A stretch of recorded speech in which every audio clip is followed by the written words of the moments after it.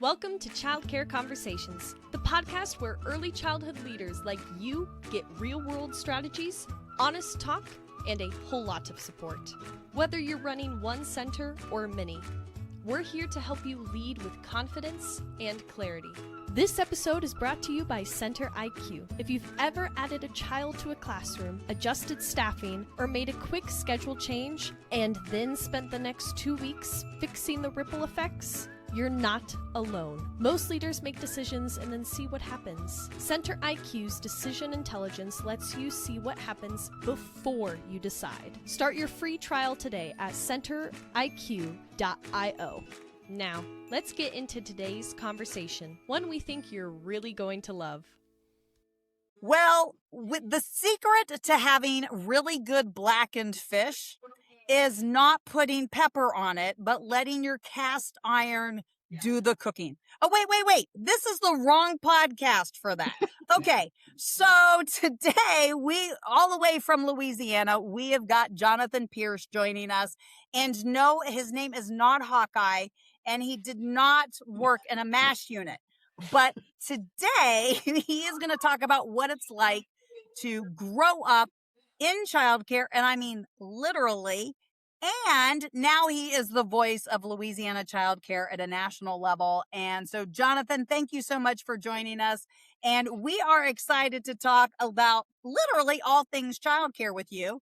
And let's have a conversation. So why don't you tell us a little bit about that part where we started, which is how you got here? Yeah, great. Thanks. Well, how I got here.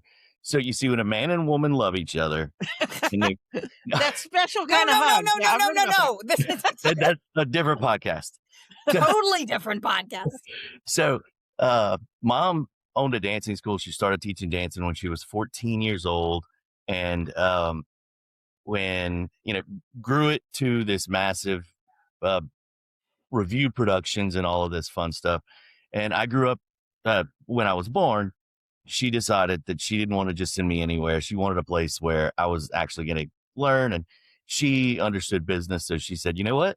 I'm going to open a childcare center. So she had a large piece of property. So she built a center right behind her dance studio, which was actually pretty genius because the school age children would flow into the dancing school.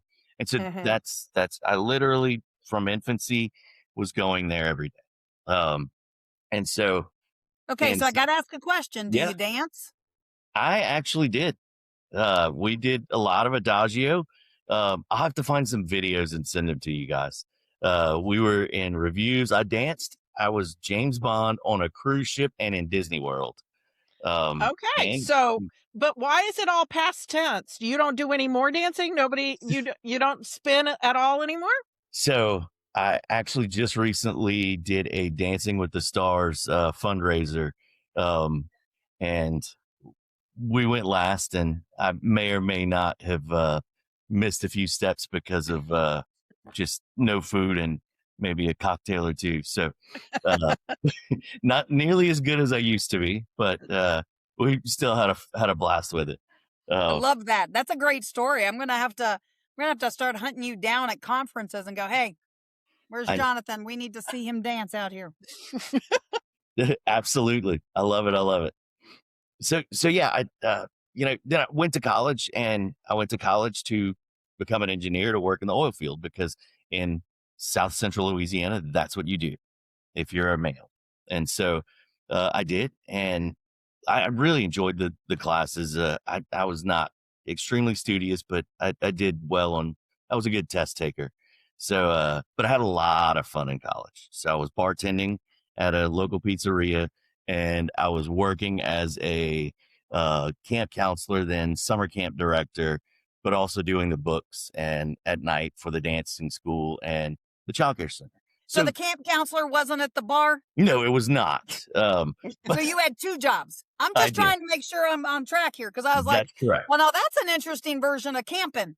And I could see how some college students might need that. Yes. They need a supervisor over their college, bar experience, but that's not what you meant. That's not. Nope. Okay. All right. Just checking. I was probably one of the ones that needed that. But no, so I would work in the evenings at the bar.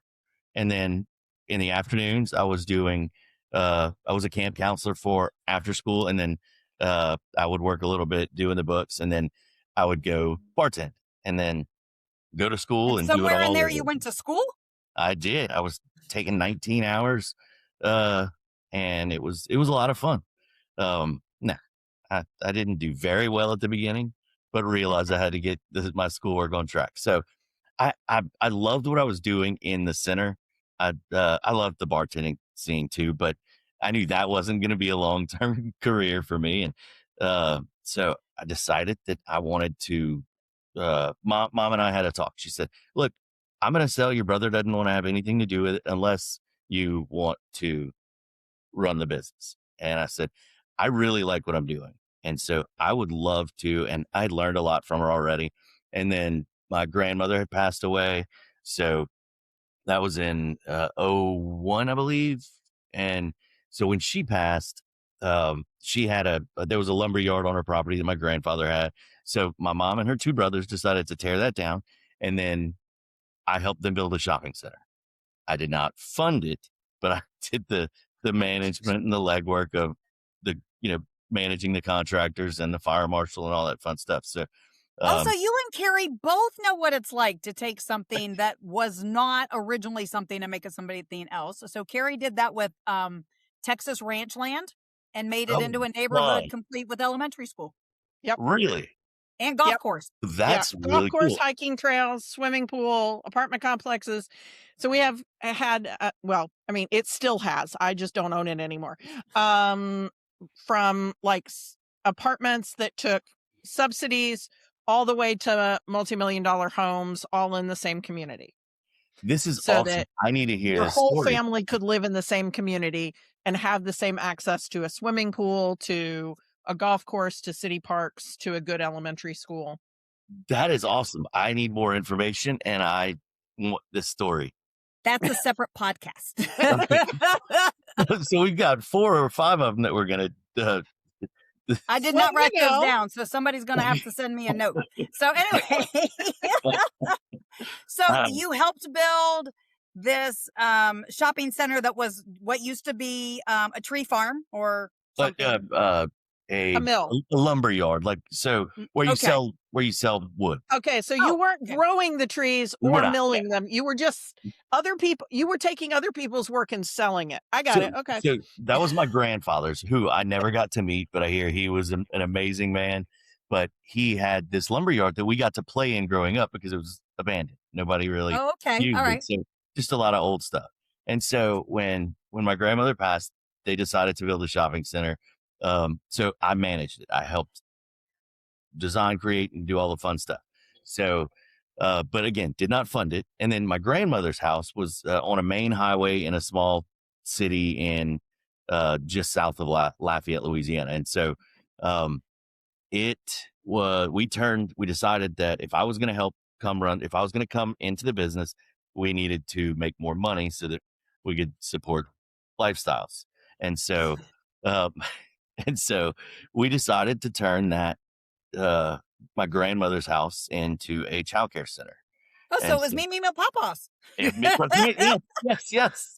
So we did it, and it was it's still there today. The building is a lot older. We have since sold the shopping center, and so the current owner is a friend. He lives in Seattle, Washington, of all places, and he's actually got it up for sale right now, and we're toying with my wife and I are toying with buying it back. So it's just anyway. So that was the second center, which we kind of started from scratch. And I guess fun fact, my grandmother, way before my time, did have the first childcare center in that city in a building right behind her house. And so it was kind of like, it kind of all came full circle, and it was kind of cool. And then that is a great story. Cool. So what is the name of your programs, and are all of them the same kind of program, or do they all have a unique personality? Carrie had 4 schools, all with very different personalities, all under the same name umbrella, but very different culture, very different personalities. What about y'all? Yes. So pretty similar. So all very similar names. So it's sugar apostrophe N spice, and then followed by either Acadiana's preschool, Broussard's preschool. That's the location, Karen Crow's or Youngsville's preschool.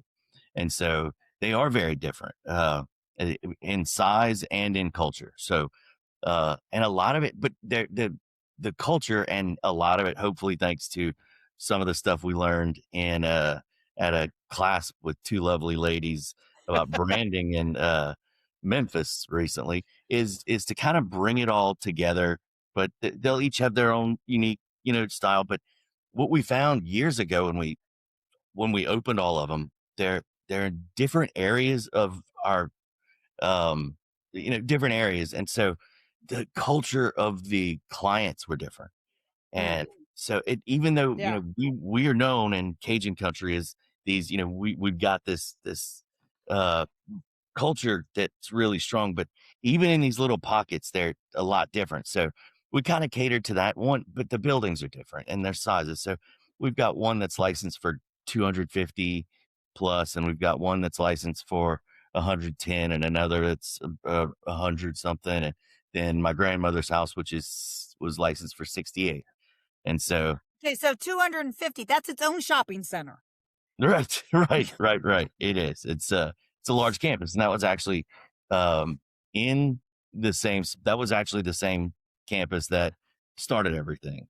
So okay, so that's the one is the dance studio now part of the center and now runs the school age program, or is it still a dance studio? Or so is it the corporate offices? She sold the dance studio years ago, and the lady who bought it sold it again to somebody else. They all took dancing from her, taught with her, and so the lady that owns it now is my our vice president, Danielle Crater, who I believe you guys met recently. Yep, we met her in Key West. Yep. Yes. Okay. And so she, I heard the duck story. That's fantastic. Way to go, Carrie. I had every bit of faith in you. So that's for a different podcast too, maybe. But so her aunt is now the owner of the dance studio. And so for the 9 months that they are teaching dancing, which is during the school year, she leases that space from us. And then in the summertime, we add about 120 summer campers to the dance, and we fill up those dance rooms. And so, wow. So your summer has 300 kids? Between all four locations, we're pushing about 320. Yes, it's we've got. I would say that's a busy summer. That's a busy summer. It's my favorite part of this, and I don't do it as much as I used to, but we go on field trips almost every day. We've got buses on the road, and the kids we actually built a splash pad a few years back behind that location. So, and that was at about the time when my wife and I were about to build a house. Instead of building a house, you built a splash pad. I think that's reasonable. We actually, I wanted to expand our playground, and my neighbor had his house for sale. And so I was like, and it was an old ranch style house. So I was like, look, Mark, I just want to buy the back wooded area of your lot to expand my playground. He said, no, Jonathan, I'm selling it all or nothing. So I told my wife, and Angel, she looked at it online, and she was like, well, let me just see. Well, he was asking, I think, $215,000, and the house we were going to build was going to be double that. And I was stressed out about it because I didn't know where the hell we were going to get that money. We'd need to open another 3 locations. But anyway, so she looked at it. They redid the inside. And so we thought about it and, kind of prayed on it. And her dad was a real estate agent at the time. So we called him up on a Friday and said, hey, we think we want to make an offer on this house. It was the Friday we actually looked at it, and we made an offer that afternoon. They accepted on the Sunday, and we bought the house next door to our largest center. So is that where you currently live, or you lived there one time? No, so we actually currently live there, and we've added on. It was it wasn't a small house. I mean, it was, but we've 3 kids and a dog, so we definitely added on, and we love it. It's great. It's And unassuming. you're available to substitute when needed. Real short commute. Now, one of my favorite things to do is drive our buses. I absolutely love driving the buses. So, I think that answered your question. I just kind of dove in. I don't know, but we haven't even talked about anything, and we've been on for 14 minutes. So you had a 14-minute life story. So no, that's a good conversation. I love it. That's a good conversation.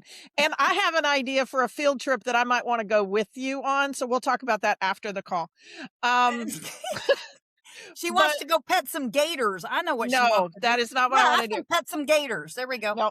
Yeah. But so you at some point were like, okay, this running of these multiple programs is a lot of, fun or interesting. And then you decided to go be on boards of things, like, because you didn't have enough to do. Like, what was that? What was that step? So it's actually a fun story for me to tell too. So I was getting deep into this, and we have these inspectors come in, these licensing specialists, to do their inspections, and we had all our paperwork together. And so the director would page me in my office and say, hey, the inspector's here. They're saying our paperwork's not right. And so I'm like, well, I made this document to sign in, sign out sheets. It had permission. It had all this stuff. I made it with one of our specialists. That's what she wanted. And so I walked over and I was like, look, you need to tell me what's going on. I just love that. I walked over. Yeah. Well, not from my house. This was okay. I'm having visions of literally you left the home office and you walked across the parking lot, and sorry. Okay, go ahead. No. My office was in a different building, so I walk over to meet him, and I'm like, look, this is what we did, and I just got so fed up with licensing that they were very just, this is how we want it today. Tomorrow it's going to be different, and so I started Googling. Let me find the conference in Louisiana, Childcare Louisiana conference. Well, Childcare Association of Louisiana came up. And so I was like, all right, I'm going to this conference and I'm going to learn stuff. And I saw one of the classes was directors roundtable discussion. I was like, oh no, owners/directors roundtable discussion. I was like, perfect. I'm going to this session. And it was in the middle. It was a breakout session, but it was in the main ballroom. We had Miss Elizabeth Dent, cutest lady you'll ever meet. She's a lot older but she had a wand, and it was she had a flip chart and a wand, and we started. What problems? She asked, what problems are you having? And I'll bring you the wand. And so I waited for people to start talking, and somebody would say something like, "Oh, we're having trouble collecting money," and I'm like, "Oh, well, we're not, but that's okay." So somebody else would say something else. "We're having trouble with our licensing specialist." And I'm like, okay, that's me.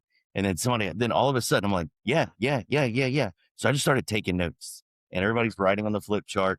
And so towards the end, everybody's looking around the room, and I'm thinking, okay, that was fun. Just a session where everybody goes and, I was going to say something else, but this is about a childcare conference. They just that's okay. We use those words all the time. So everybody was bitching. Gotcha. Yes, thank you. Okay. And so I was like, okay, it was a great bitch session. I mean, I feel a little better, but what are we going to do with all this?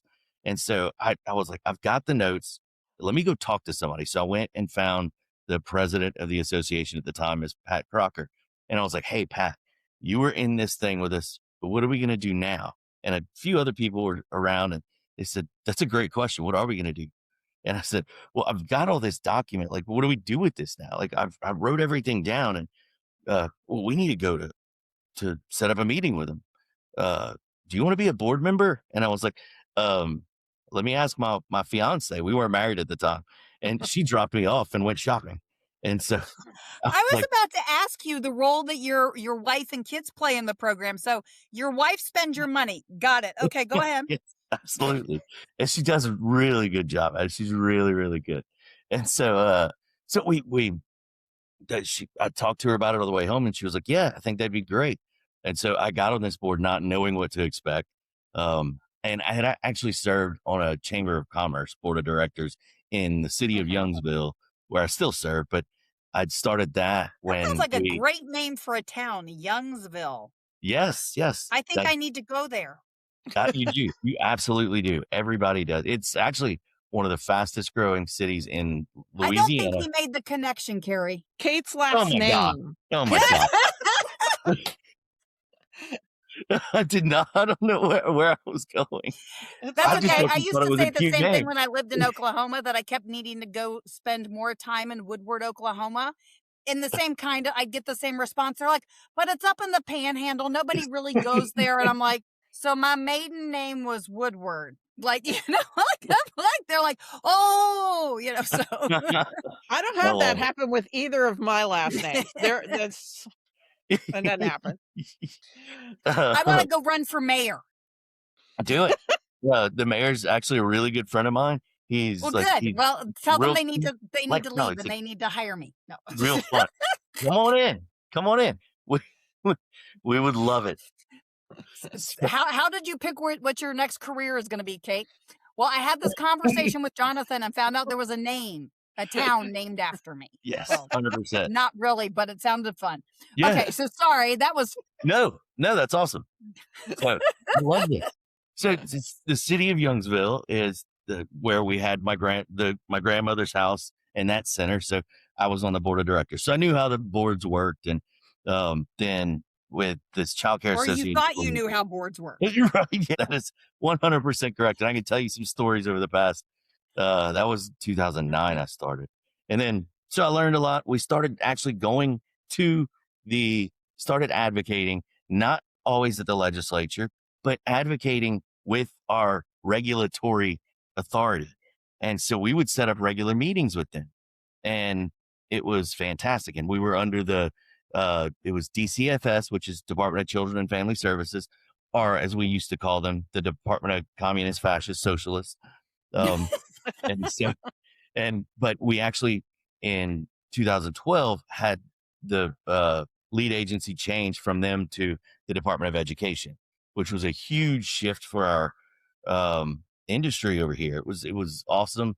And the regulatory framework kind of changed. We gutted the regs 33%, but it was because we were advocating directly with the regulators, the people that are actually regulating our industry. And we had a seat at the table, and we were polite about it. And so then we started advocating, or at the same time we had a lobbyist, who is also our executive director. She would lobby at the Capitol. And so then I started following her. Then I became president of the association for a while. And then I became legislative chair right after COVID, and right during COVID. And when we did a whole lot of good for Louisiana and childcare during COVID. We stayed open. We were talking to everybody. But the advocacy part is like, I'm passionate about it because I saw the change that was made. I saw what could happen. I saw it was real powerful for me. And so it was exciting. Okay, so I just want to make sure I clarify, and that if people are listening didn't catch this, you guys started by really advocating at the regulatory agency level, not at the state level. And I think that that's important because I think sometimes, especially in states that have multiple associations of different types, that not everybody has to be at one level. So if your issues are at the regulatory level, starting there. Now, if your issues are at the state budget level, the regulatory folks can't help you, right? So like that's a whole different, but that again, if you are a state, which most states have 2 different childcare associations, with different, and some have 5. some have a few more. But usually you've got 2 organizations. And again, like Texas, we've got several because we've also got our own child organizations. So not necessarily child care, but advocating for children, Yes, which covers like all kinds of topics. Right. And so I think that it's really interesting that if you are sitting here listening to this podcast and you're like, okay, Kate and Carrie have some advocacy person like every other month. This month they're already up to 2 and 3 weeks. I get it, and so I want you to hear that Yes, we talk about it a lot because it is something that we all have a voice for. Our teachers have a voice. As owners, as directors, we have a voice. But that voice, sometimes we talk about it should be at your local um Sometimes it's city local council. zoning Yeah, because local zoning. Yes. there's a town that the zoning said that you could only have childcare centers on 4-lane roads or higher. So it had to be 4 lanes or more. And that's where they wanted the childcare centers. They didn't want them in the neighborhoods. They wanted them on the busy commercial streets. And I was like, that's dumb. Um, and so I did some advocacy on that, and they've changed it. And other times it is your regulatory agency is out of sync with what is reality. And Yeah. other times it's that your state has decided that they're not going to fund childcare anymore.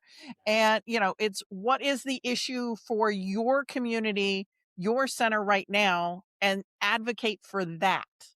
Well, And go get you some friends. yeah, a lot. And but that was it. I learned that it's on all of those levels. And people, what I found in the legislature or the regulatory bodies, they weren't looking at us as businesses. They were looking at us as babysitters, childcare centers. They didn't realize the impact we had on the business community, like the Okay, so I economic have a impact. question. I have a question Yeah. about that. So did that continue even when you guys went to the Department of Education, or did it get worse there? So it started getting better because they started looking at us not as babysitters or not as diaper changers, but as educators. And so we started credentialing and leveling up our teachers, and we put some quality stuff that was important. We had these school readiness tax credits that we helped develop, which are amazing. I mean, they're business tax credits that come with them. It's that it's based on what our teachers are doing with the kids, and it's not a perfect system, but it's really great. It benefits the teachers because they get this refundable tax credit of $3,000. So we saw the regulatory burdens come down, and the inspectors were there, the specialists, we call them now. They were there to help us and not to, I got you. And we saw that like that kind of came down a little bit, which was a lot. And people started to notice. And so our membership grew because they realized what we were doing. And so people would talk about it. You need to go to this conference. And so what we have now, and we actually have our conference on April 10th and 11th this year, our spring conference. And we actually have the Department of Education, the early childhood folks, the people that deal with CCAP. We have food program. We've got the regulatory folks. We've got the head of early childhood at the Department of Education. He's right under our state superintendent. They come to our conference and they talk. They open up our conference after after our keynote. They'll come in and speak. But our keynote is Regina Miller this year, and so they come in and they talk about what's going on. And then they've got a staff in the back that are there for technical assistance. Like, so we tell our members, look, if you have a problem that you're needing help with, bring your laptop, bring your computer, and go meet with them in the back. So like things like that really, really help out. And it's not a perfect system, but then to answer your question, Kate, it did kind of taper off. And it was, we had some other people come in, and then they had a legislative audit. And when they had a legislative audit, they were running overtime and doing some things that maybe they shouldn't have done. And so they had to really cut back. And then so the top dogs kind of changed up a little bit. And so they had to put the hammer down on some of these folks. So it's, but it's getting better, slowly getting better. But So before we wrap up, tell us about, so now you've got them thinking of you guys as really understanding that your businesses, that you actually have, financial impact in the community if you're not open. Tell us a little bit about what you would say to somebody who's listening to this podcast who is not from Louisiana. If you are from Louisiana, all of Jonathan's contact information is in the show notes. If you are not from Louisiana and you're going, our state so doesn't do this, they need to talk to Jonathan. Jonathan's contact information is in the show notes. Go grab them and reach out to him. But if somebody's listening and they're like, I just can't even get my local community to understand I'm not a babysitter, what is vocabulary that an owner or director should think about incorporating about helping folks get that mindset shift? Oh, nice. Well done. So I love and hate this question. I love it because it's so important, and I hate it because it's so tough to answer. I don't think there's a perfect answer, but what I do know for a fact, and somebody taught me this years ago, and when you're communicating, communicate the way that somebody else the person you're communicating to, communicate them that way. And whether that's text messaging, leaving voicemails, whether that's face to face, whether it's on a podcast, a Zoom, or whatever, like meet them where they want to communicate. And then the words that you use are going to be different at different levels. So they're going to be different across party lines. And that's a big one too. So right now in Louisiana, we've got a super majority. So focus on who you're talking to first and speak to them in their language, because we're everything. We are small businesses, some large businesses. We are advocates. We are educators. We're plumbers, electricians, bus drivers, all of these that we talk about all the time. But if I'm going to talk to a Democrat that is, really big on social welfare, then I'm going to talk to him about funding childcare assistance and matching the CCDF. And I'm going to explain it to him on a level that doesn't make him feel stupid or her. Okay. But if I'm speaking to a Republican who is like pro-business, I'm gung-ho pro-life, then say, all right, look, all your kids that you want to be born, they need a place to go. And then we're going to talk about the business aspect of what we do and the economic impact. And so they're not going to care about so we found over the years, and not everybody's exactly the same, but we found some are diehard, and they're not going to change the way that they think about us being babysitters and just daycares. So we're going to have to figure out how to explain to him the importance of what we do. And if that's what you think we are, we're here because parents need to go to work. And and what we're trying to do is help those families, lift them up, right? Like that's what social welfare is about. So, but if we're talking a regulatory advocacy about us being businesses, then we're going to explain to them in a totally different fashion, and say, because they don't know what it's like to be business owners. And so a lot of the legislators do.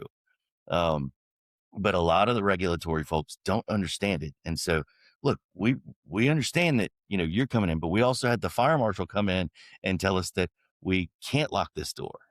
And so, and it's just kind of showing them how we have to navigate things.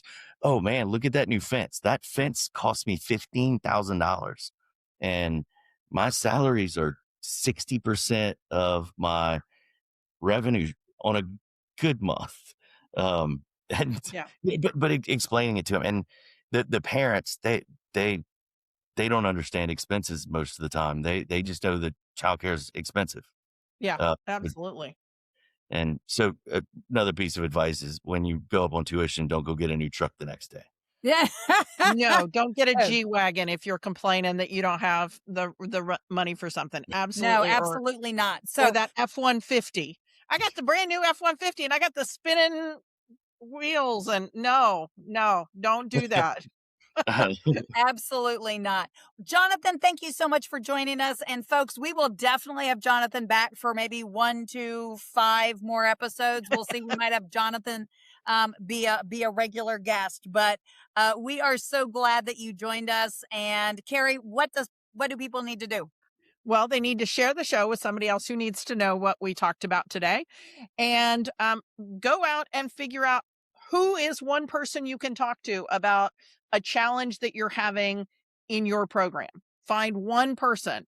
It can be, that go and making friends so that you have somebody to go with you to talk to licensing or go with you to talk to your city council. But find what is one issue that you're having a problem with and go find one person to talk to. And then you can find a second person to talk to. And make sure you're subscribed to the show, and so that you hear who we have coming on next. And who knows, it might just be Kate and I talking about some stuff, or we might have a fun guest who grew up in the industry and is remaking the regulatory structure of their state. You won't know if you're not subscribed or following the show. Talk to you in a few days. Thanks, Kara. Thanks for tuning in. We love bringing you real talk and fresh insight from the world of early childhood education. Be sure to follow us on social media to stay connected and catch all of the latest episodes. And if you're planning a conference, training, or special event, Kate and Carrie would love to speak to your audience. You can learn more about their keynote sessions and workshops at kateandcarrie.com. If you learned something today, share the show and leave us a review below. We'll see you next time on Childcare Conversations.